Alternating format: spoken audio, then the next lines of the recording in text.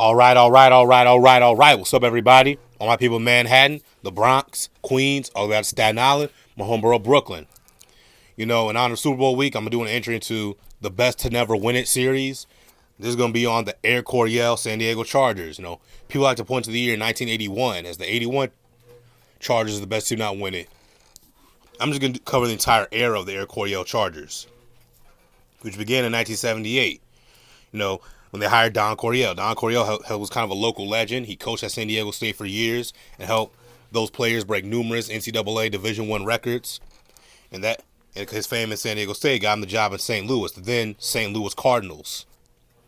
And I think they either made the playoffs or failed to make the playoffs in the years he was there. In '78, they hired Don Coryell to be the new head coach of the San Diego Chargers, a young Charger squad which had young rising star quarterback Dan Fouts, future Hall of Famer Charlie Joyner, and future Hall of Fame pass rusher Fred Dean. In the '78 offseason, in the draft, they selected John Jefferson out of Arizona State. In 1978, the San Diego Chargers finished the season at 9-7 and missed the playoffs. The next year in '79, they drafted future Hall of Famer Kellen Winslow, who unfortunately didn't play '79 because he was hurt. But they still managed to finish at 12-4. And in the playoffs, Dan Fouts perhaps had the worst game of his Hall of Fame career. He threw 5 interceptions against the Houston Oilers, and the San Diego Chargers lost at home 70-14. And mind you, the Houston Oilers didn't have their starting quarterback, Dan Pastorini, and their starting running back, league MVP in '79, Mr. Earl Campbell. But in 1980, Kellen Winslow was fully healthy. And then Kellen Winslow Sr., Charlie Joyner, and John Jefferson became the first receiving trio in NFL history to go over 1,000 yards. Winslow had 89 catches for 1,290 yards, 9 touchdowns. John Jefferson had 82 catches for 1,340 yards and 13 touchdowns, led the team. Charlie Joyner had 71 catches, 1,132 yards, and 4 touchdowns. The Chargers went 11-5, and Dan Fouts set an NFL record for most passing yards of the season, 4,715 through 30 touchdowns to 24 picks and a 59% completion percentage. I know he's saying, wow, 24 picks, that's a lot of picks. But 98, that was a different era than today. Yeah, throwing 24 picks today is abysmal, but back then, the corners could be a little more physical, the receivers, and because of that, it would cause interceptions. And they also added running back Chuck Muncie in the draft.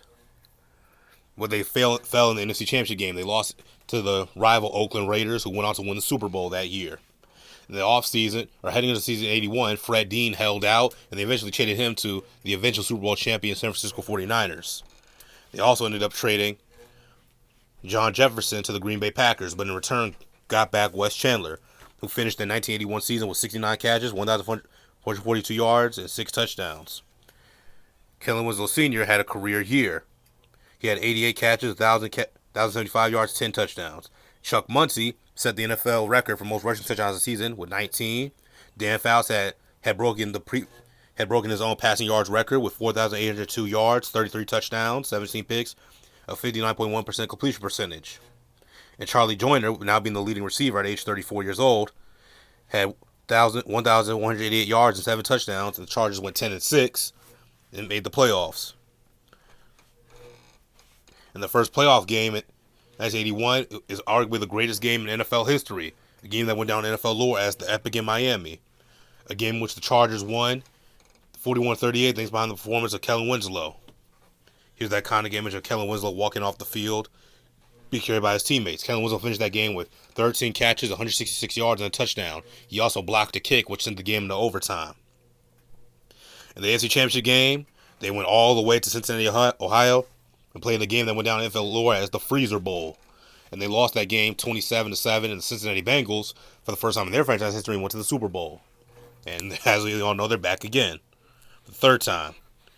You see there's Ken Anderson right there, who clearly outplayed Dan Fouts. The Air Coryell Chargers, they never won the big game, but, their legacy, they helped change the NFL. They showed the NFL you could be a winning team and have a passing offense. But mainly the 49ers, with their West Coast offense with Bill Walsh, gets all the credit because they won more championships. They won 4 Super Bowls. So, you got to give them more credit.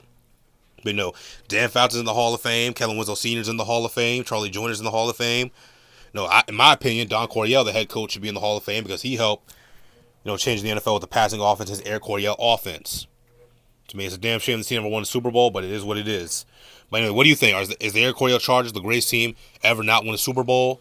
Do you agree that Don Coryell should be put in the Hall of Fame? Let me know in the comment section down below. See y'all.